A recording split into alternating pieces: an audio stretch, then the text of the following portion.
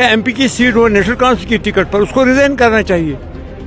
Resign करके फिर नया इलेक्शन लड़े, फिर देखे, फिर बताए लोगों को। हमारी टिकट पर हमारे लोगों की बात वो करेगा तो हम क्या नहीं कर सकते हैं? उसको क्या ये मालूम नहीं हम यूटी में रहते हैं, यहाँ पे स्टेट नहीं है, कितना हम लड़ रहे हैं? उमर साहब कितना लड़ रहे हैं? उमर साहब ने ऐसा कहा कि अगर उसने कहा होगा तो वो नहीं, देखो ना, अगर उसने कहा उमर साहब ने, मैंने तो सुना नहीं है, आप उसको वहाँ पे अंदर बाइट ले रहे थे तो आपको ही मालूम होगा।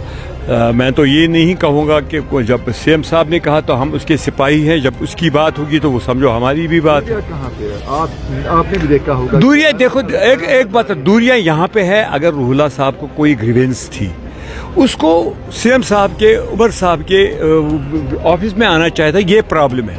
और अगर वो मानता है कि नहीं सीएम साहब ने कुछ नहीं किया, रिजाइन करो ना। अपनी जो सीट है एमपी की सीट हो नेशनल काउंसिल की टिकट पर, उसको रिजाइन करना चाहिए।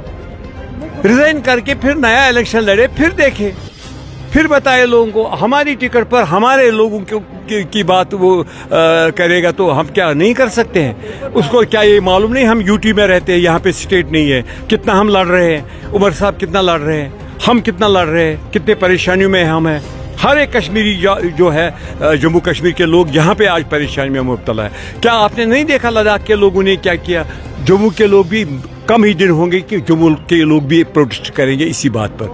जब दरबार मुल्क का वापस कितना उन्होंने स्वागत किया, उमर साहब के बारे में उन्होंने क्या क्या बोला, बहुत अच्छा कदम था ये, क्योंकि वो भी तंग आ गए इस चीज़ से। अब मजबूरी है उनकी, क्या करेंगे? वो बेचारे मजबूर है क्योंकि उनको जम्मू में रहना, वरना वो भी लद्दाख की तरह प्रोटेस्ट करते। इसी तरीके से अगर रूहुल्लाह साहब को कोई परेशानी है, उसको सीएम साहब के साथ डिस्कस करना चाहिए था। ये प्रॉब्लम है जो हमने वादे किए 5 साल के वादे किए, हमने 1 साल के तो नहीं किए। जब 5 साल निकल जाए, अभी तो 1 साल हो गए, 4 साल और भी है हमारे पास, देखेंगे। अगर खुदा ना खास्ता खुद लोग फिर फैसला करेंगे 4 साल के बाद, क्या इनको रखना है या इनको फेंकना है।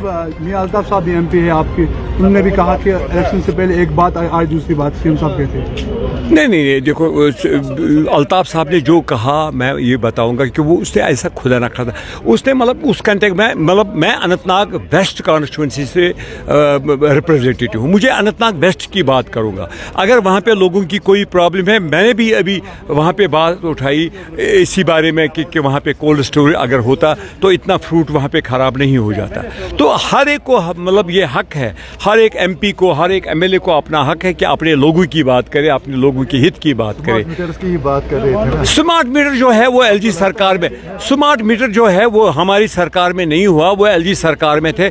एलजी ने उसका ऑर्डर निकाला, हमने निकाला नहीं। अब स्मार्ट मीटर हमारी सरकार आएगी तो हम दिल्ली में फेंकेंगे स्मार्ट मीटर। अभी तो स्टेट आने दो, इंशाल्लाह रहमान, आप देख लेंगे। क्या पहले क्यों नहीं हो सका? स्टेट से पहले इट इज नॉट पॉसिबल, क्योंकि जो देखो एक बात नहीं, उनके पास सब कुछ है। ये फंड्स कहाँ से आते हैं? जो हम टैक्स देते, इनकम टैक्स देते, जीएसटी देते, वो कहाँ जाता पैसा?